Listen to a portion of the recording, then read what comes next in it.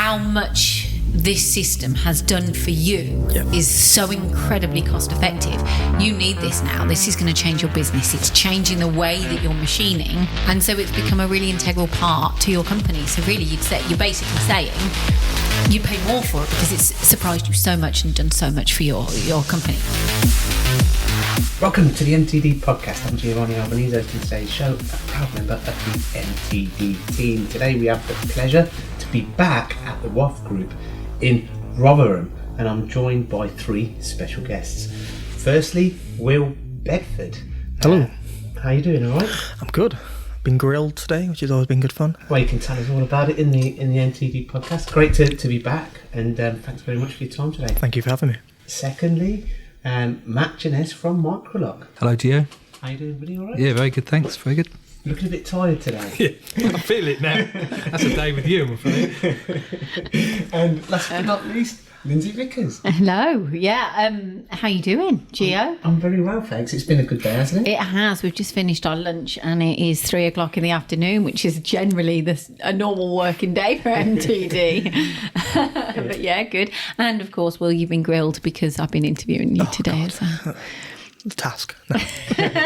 Always a pleasure. Will, I'm very mindful that I always pronounce the company name incorrectly. Was it correct? Wath Group. So think Bath and Bath, but Wath. Or if you're from down south, you say Wath. So was I correct or incorrect? I can never tell, to be fair. But great day, absolutely great day. We've been reviewing the Microloc work holding solutions, not on one machine, but on several machines now. They're on all of your milling machines. Mm-hmm. Your company has grown ridiculously over the last few years. So firstly, before we start, people may have not watched the last videos that we did or listened to the previous podcast. Can you firstly just give our listeners a little bit of an overview of your company? Okay, so we are a family-run third-generation business. We are specialist design and subcontract manufacturers. Now, jumping forward to the last two and a bit years, we didn't do any machining prior to that. We brought it all in-house after prototyping our own products. So in the last 10 years, we started producing our own products and bringing them to market through our own companies and sister companies. But what we found was 2.5 years ago that when we were trying to adapt and to get those first parts machined and prototyped, we were always at the back of the queue. Obviously, with the big boom of aerospace, that there wasn't that capacity in other people's shops to accommodate new products. But so what happened was we took a plunge and we got off our first little Haas mini mill 2 that literally lasted like 3 weeks. We swapped it, we sent it back and went straight to a full 5-axis UMC 500, and that was my workhorse for 2 years. But what was the reason why because you changed it after 3 weeks? It's not because of it being poor, it's because you were pushing it to its absolute limits. Yeah, there was a little running joke. We got it moving around the workshop just because I have no previous experience with CNC machining. I didn't know what the limitations were, what the rules were. So coming from a complete blank perspective, we just ran the tool data at its maximum. We did everything we could, and if it didn't quite work, we tweaked it to make it work. So we were teching 20 mil and 60 mil diameter carbide on this little Haas mini mill and full stainless. Can I just explain to the audience Matt's face right now? It's like, yeah, which apparently you're not meant to do. But we got it to work, and we were pocketing, like our first products, pocketing the stainless. So literally 90% of our work is stainless steel 316. Beautiful material, just isn't as flexible as you might say some like the mild steels which you see so many people working with. But yeah, full slots, trochoidal pathing, just removing as much material as possible.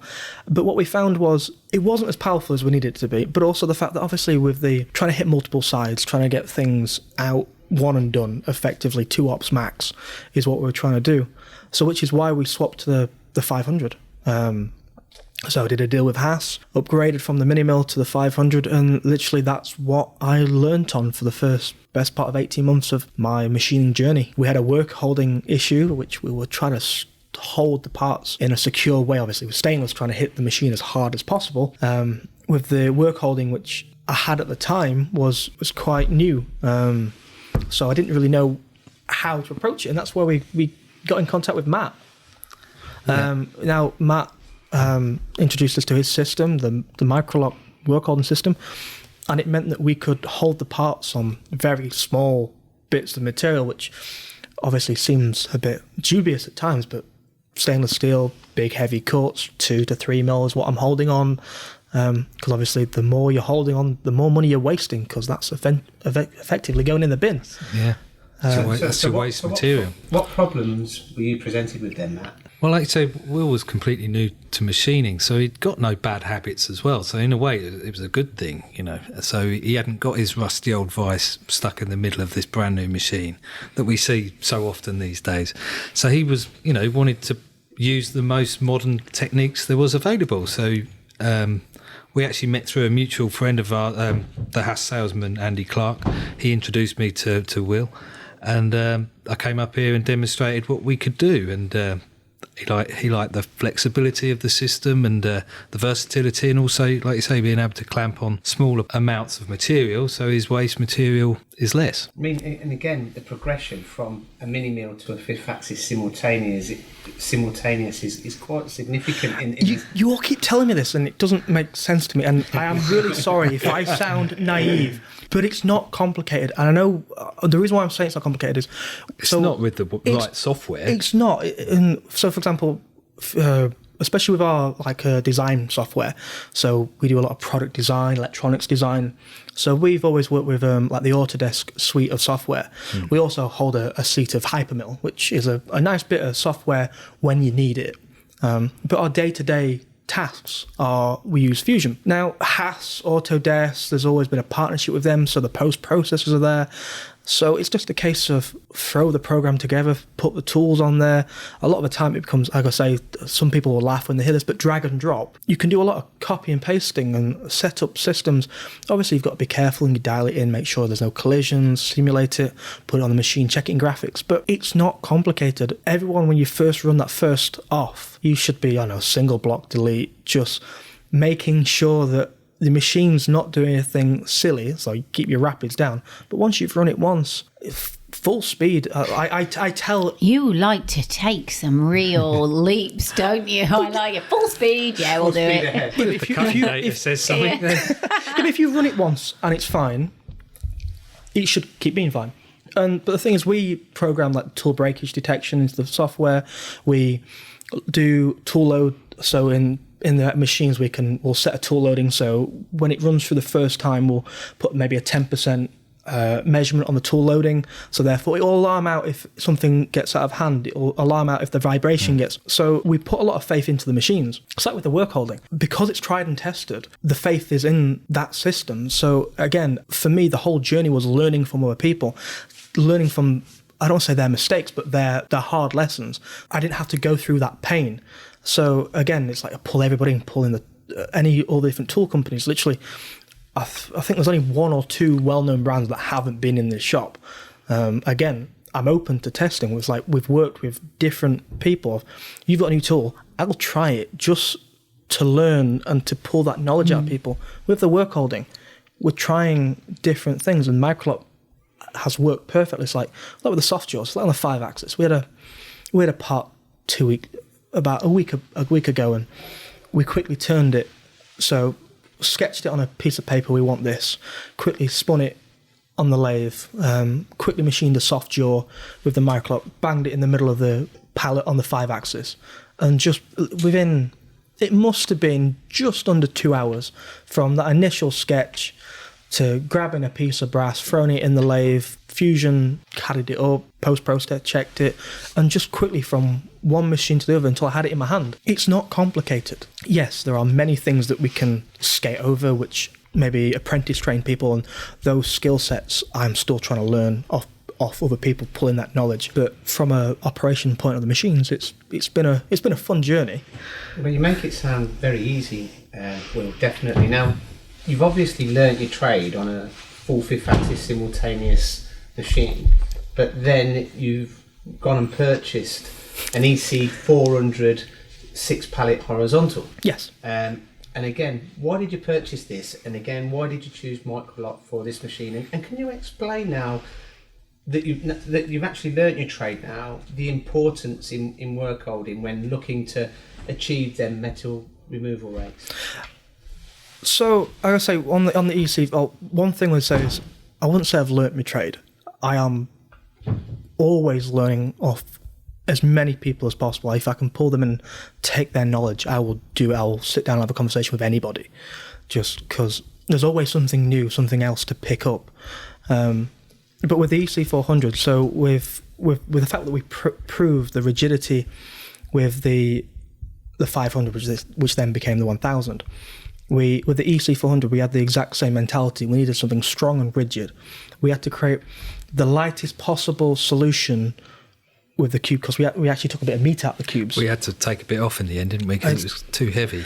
Yeah, one of the precursors with the EC400 is the fact that the robot arm has a lower carrying capacity than the actual hydraulic system, which switches the two pallets.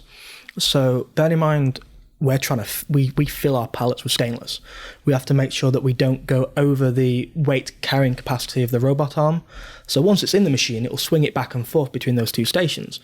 But there is a limit on the arm, which meant that if we went full tilt and loaded it up to the eyeballs, we potentially could break or a pallet could fall off. So again, working with Matt was brilliant. We took the cubes back. That's why Matt looks tired. Yeah, that's why. We took the cubes back and we took a bit of fat out of them, didn't we? About 50 kilos, I think we managed to shift out of it. That's a lot. This is a really big point as well, isn't it? That you're not just buying standard work holding solutions from Matt. You're buying bespoke work holding solutions that are fit for your application. Yeah. And Matt, again, you've helped or been with Will on this work holding journey from the start. Yeah. And then kind of coming to kind of put the columns onto the horizontal. That's right. What kind of he still needs 3 more, by the way. Still 3 more to 3 or 4 more. But I mean, he's presenting so many components. I know, to a it's spindle too per efficient. He doesn't column. need them, I know. And that's the thing, if you can explain that. I mean, how many components are you presenting a spindle with one column at the minute? So bear in mind the EC400 was bought for our EX parts. So we need to get as many parts out as possible because our capacity was limited by the fact that we didn't have continuous running. Hence the EC400 purchase. Now, we are getting realistically 8 parts, so 2 per face. But bear in mind, this is a billet of stainless, which is just for visualize it in your head, but 60 mil by 40 by 270 millimeters. Solid block of stainless, which we remove 90% of the mass out of it.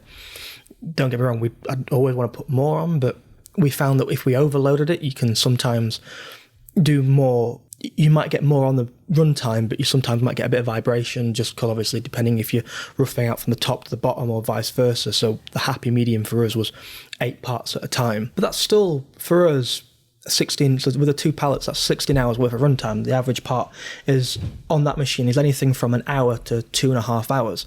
So the machine became that efficient. We were just running a 2 pallet system in between jobs. So even I could rip one pallet down and set it back up in an hour, and the other pallet was going. So I'd run it overnight, come in the morning, that was just finishing up, the next pallet loaded, and just continuous going. It's been that efficient for us that I actually am probably on that machine a month ahead. Don't get me wrong, on other departments I could always do with more machines, but for that stainless work it's been a godsend.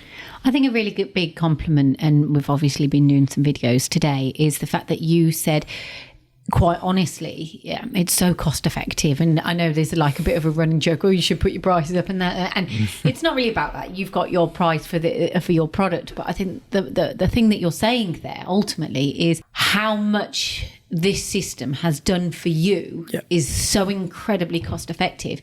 You need this now. This is going to change your business. It's changing the way that you're machining, and so it's become a really integral part to your company. So really, you're basically saying you pay more for it because it's surprised you so much and done so much for your company. Yeah, it's not about the money. That's not what we're saying. But the compliment is there. It's a fair comment, though. Obviously, as somebody who has no pre-notion of what something should cost, obviously, because of that, the mentality is we went around and looked at multiple systems. I spend as much time as I do researching and look at the new watching MTD videos. Yeah, again, everything I can possibly look at, the content I will try and absorb. Yeah. because of that, I had to look at all systems and I had to make the most fair, valid evaluation of what was right for me. And this was right for me, and it worked. Now, there are other systems on the market and which look like very enticing, but this is what fit the company. Your company. This is what fit the company, and the support and the fact that I've been looked after. I know he's stood right next to me, but I'll always be honest with it. If something's wrong, I'll say something's wrong. But in this circumstance, it's worked. Yeah. I've got no faults. Cost effectiveness for me is about what do I get back out of it and what's my return. Now, we can all spend money, but we need to make sure we look after our cash. And that's the thing, is that it worked, the balance, the return per part and how much I costed that into my parts made sense. The support. And the support. So, for example, because it's all modular, if I need to get a few more vices, Matt stocks them. So I can get them here 9 or 10 times next day. Yeah. If I need some soft jaws, it's a fair price. So it entices me to buy from that instead of make my own. It's that balance. It's that level of support against what's worth it to me. Is, like I say, any business owners or any people who actually have purchasing power, I would recommend to actually look at the Microloc system, because there is a balance to it. And it's also there's an advert right there. Yeah, there's an advert. There's a bit. I like the sound of that. But it's the balance. I've got 3 different machines, a horizontal, a 5-axis, and obviously the 3-axis VF. We were making the joke, I'd fit it to my lathes if I could, but it'd be a bit dangerous. But You try. I try. Yeah. But if one of my spindles goes down, okay, I might have to add a few more ops in to get the part complete. But it's a lot of copy and paste. So any of my operatives can set up any machine with the knowledge that it's going to behave in the same way. So when you put these procedures down, you create standard operating procedures. So effectively, is it adding value to your machine tools? Yeah. And has it created a stable process? It's created a stable process, and I almost feel like it's as much part of the workshop as it is part of the machines are. The joke is before even when I was ordering the VF4, I rung Matt and said, all right, how quickly can I have this bed? Which I think is probably why there's a few more grey hairs on Matt right probably. now. But I had to loan you one, didn't I? yeah. What, a grey hair already? I'm trying to remove mine already. But yeah, we had to quickly get something on there. It just works. And I'm not one for singing praises when I shouldn't do. And for me, take out the advertising and stuff like that. For me, the system worked for me. And because of that, I'm happy to sing about it. If I had a fault with it, I'd be quite happy to tell you the fault as much as Matt, close your ears. But in this situation, I have no complaints. No. It's great today. We've seen Microloc on a 3-axis machine, a horizontal, and a 3-axis. Yeah, it's really good we've for seen them on all 3 different kind of configurations of machines. Yeah. And are they achieving the same goals, Matt, on all 3, like reducing setup times, presenting more components to the spindle, all of the kind of features that Microloc are renowned for? Are you happy? That's yeah, very happy with it. Yeah. I mean, when I first came in, we were looking at a 5-axis base plate, and I didn't know then, where it was going to go in the future, obviously. But working in partnership with William, we work well together, and we came up with solutions. Even helped me design the cube in the end to reduce the weight. Because we had this issue with the weight and it being too heavy when we first delivered it. We had to take some weight out, and you actually drew it up. Yeah, I don't think you believe that I could take that much weight out of it, did you? No. And weight's been a common theme of the discussion today. You've been talking about all of your weights and what you're eating, talking about losing weight. Christmas has not been kind. No, nor me. If Paul Jones was here, I'm sure we'd get a joke about Joe Reynolds. Yeah, we would. Yeah, absolutely. But it's a partnership. I think ultimately what you're just saying there, and you've said that word I don't know how many times today in the videos, is a partnership, and you're providing a product to Wath Group. Sorry.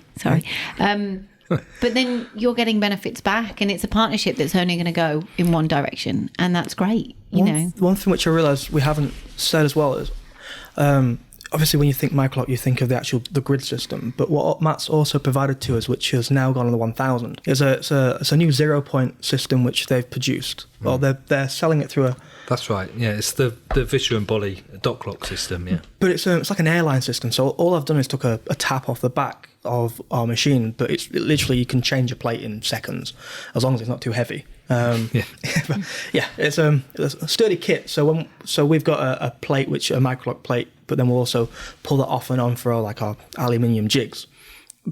But yeah, that complements it as well. I just want to make sure we don't skate over that, because that's a very good product for us. Actually, we sell a lot of that. That's what's in the Mercedes Formula One. It's on every single machine that they have. So they've got our dock lock system on it. But you've got the new airline system we've put on your UMC 1000, and it's only came out middle of last year, and yeah, the way they've been able to keep the power. So there's 12.5 newtons per cylinder on that airline. 12,500 newtons per cylinder retention force. It's very powerful. It's like it's like a twin clamp. So very quickly you can clip onto the unclamp, which then obviously fully releases it. You could pull it off and on. But as soon as you take off the unclamp, it does like a first lock, and then you clip your air onto the clamp mechanism that gives like a second lockdown. And the thing is, obviously Matt tells me, it's repeatable. I've got to check for myself. So once Matt had sat with me, fitted it, I just ran the probe a few times and pulling it off, putting it back on, pulling it off, pulling it on. And it was only floating around probably 1 or 2 microns literally on our probe system, which, let's be honest, a good draft, and most people will change it. So it is repeatable. Obviously, come back in a few years' time, we'll see how it's weared. But right now, the plate probably get changed 3 or 4 times a day. If we're doing what I call a batch work, or if I'm doing some odd jigs where it's a single product mounted on a jig, that'll be swapped 20 times back and forth. These are big, heavy valve parts. So effectively, you could be saving 4 or 5 hours setup time a day with this 0-point system. Yeah, 4 or 5 hours a day. I'd say more. If I'm being, I'd say more. If I compared to the 500, what I can do now with this machine, with the 0-point, it makes sense. If you're buying a 5-axis, buy a 0-point. So if you were charging, just as for an example, £100 an hour on that machine, you're saving potentially. That's way too expensive, but okay. We wish we could charge that. I mean, it's a lot of money, a lot of setup time savings there, where your spindle is now running, and because you're setting it up while it's running, you're setting up offline, yeah. I mean, for the listeners as well, there's videos coming out soon that Lindsay mentioned, that you can actually visualise this system, and also you can contact Microloc directly to find out more. And Matt, how is it integrated into your Microloc system? Well, originally we made the Microloc base to fit directly onto the 5-axis machine. So when Will swapped over to the UMC 1000, we took the base back up from him and we machined it so to have the plugs, the pull studs in the bottom of the Microloc plate, so then it will obviously just come in, load on and load off very quickly. So we did all that for him. And this solution is readily available to anyone that wants it? Yeah, absolutely. I mean, it's also used a lot of people if you've got a lot of fixtures, lots of different fixtures that you're changing a lot of the times. You can modify your existing fixtures with these pull studs, and then put a 0-point system on, and you can be changing these over in seconds. Can it be automated with the use of a robot? You can do that, but then that's you into the hydraulic system with the automated cylinders and stuff. Solutions but yes, for that as well. we do have solutions for that. I reckon I could make it work with that air system. I love this. This is a partnership. How? Well, you could. He's going to put a patent on this now. It's obviously with the robot systems. It's a quick release air system. So as long as you've got some sort of mating, so you could get it so the robot puts the actual connector on first and then releases it. Well, you'd have all 3 connected at the same time. Probably with an M code, you could probably get it going. Take it through the centre of the spindle. Yeah. I love just before we actually started this podcast, Gio, you were complimenting Matt and just saying about his system and saying, well, actually, I think the Microloc work operating system is way ahead of its time. So obviously, you've got a strong backing behind this product too. I think, when you look at the Microloc system, your father invented it, didn't he, Matt? Yeah. And he invented it to make his own work for his subcontract company. That's right, yeah. And the design has not changed over the years. but it's still more up to date than a lot of work holding systems that are out there. And there's some products that you've got in your portfolio that are potentially still ahead of the game because they really lend themselves to automation. So I think that what a fantastic design! It's brilliant. Yeah, thank you. We use the. That's the end of the podcast. No, I was going to say we use there's like 4 different variants on the sizes. Yeah. We traditionally use the 50mm variant, The smallest one, yeah. but it allows us to use when we need to go full hog, we can get the 100 vices, which is double the capacity. I think you also do a 60 and a 75. Well, yeah, we do 50, 60, 75 and 100. But the 50 series is, I guess, one you can fit sort of 3 series of vices on. So certainly for your sort of work, it was better suited. Especially on the first 5 axis you had, that was quite a small table, so you wouldn't want big vices on that, would you? So. Any new products in the pipeline, Matt? We've got a few we're working on. Obviously, we're agents for the PAL air chucks as well. They're quite a good seller for us, but also we've got in development at the moment a new pneumatic self-centering vice, which I'd still hope to have at Mac, but I'm not sure it's going to be ready, but we will see. We need a Microloc pyramid for the 5 axis. That's what we need. Oh, we can make one of them for you. We need to also do a Mac Live as well to get the product out if you've got it. 100%. Are you visiting Mac? I'll be visiting Mac. I would love to live there, but unfortunately work will probably not allow me to be there all the time. But don't worry about it. Watch the Mac Live. Yeah, you'll be fine. I'll be living there for the week. Yeah. So will we. And Matt, just to summarise really, brilliant company, going from strength to strength. The investment that's happened just in the last few years is just phenomenal. What's next? I'd love to say more machines. For me, we need to take stock of where we're at. If I'm being true to myself, we need to improve our processes. Always strive to be better with what we have, but I'm not saying no to maybe another machine this year. We made the joke that we obviously invested in 2 new machines just before Christmas, and then we just took another lathe. We could probably take another lathe quite easily, but it's understanding what's next. What is the part we need to tackle? Where are our efficiency savings and where's the money to be best spent? Don't get me wrong, I hope in 10 years the entire place is full of machines. But we're not just a machining company. We cover multiple different sectors. Everything from hose, hydraulics, electrical cable systems. We are a full turnkey company. The machining complements our entire business model. So I want to see everything grow. I know you mentioned that you're still learning your trade. It seems to me anyway that you've learned it quite well already. But it's just us. We're still learning ours as we go along. You never stop learning in engineering. No. But I mean, blimey, some of the stuff that you've been coming out with is impressive. Just one final question from me, really. In regards to work holding, the theme of this podcast is around work holding. What importance would you give work holding to the complete solution now in the short period of time that you've been machining? Work holding is as important as the machine tool. It's as important as the actual tool you pick. If you do not have the correct synergy, think of it like a triangle. If you don't have the machine, the work holding and the cutting tool in perfect balance, what's the point? If you're cutting with the best tool but you're holding with subpar equipment, you might as not be spending the money on the tools because it's going to move. It might not be quite square. What's the point? Same as if you're using the best work holding solution and your tools aren't up to spec, then you shouldn't be doing it. If you're not using the correct tool holders, it is a complete packaging. You could go 33 performance, isn't it? 33% out of the is work holding. Same as the machine, same as the tooling. And if you scrimp and you don't do it properly, you might as well not do it at all. Well, I think that really sums it up quite Brilliant. nicely.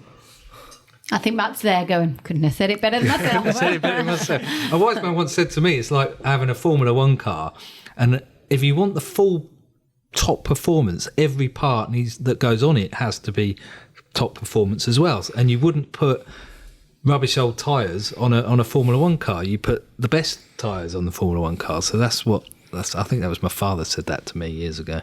It's a good analogy, really. I think that, to get the most out of your machine tool, you need to get the best performance, you need the correct everything. It's tools, work holding.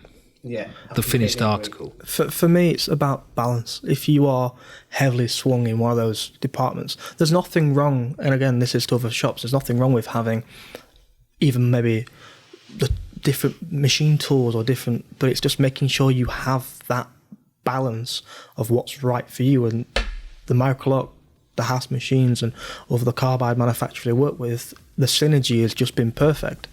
Brilliant. Well, thank you very much for another fantastic podcast, Matt. Go get some sleep. Thank you. Brilliant. Thanks again. Thank you. Lindsay, always a pleasure. And for our listeners, if you're looking to reduce setup times, if you're looking to present more components to the spindle, I'd definitely consider Microloc, so give them a call. Until next week, the MTD podcast.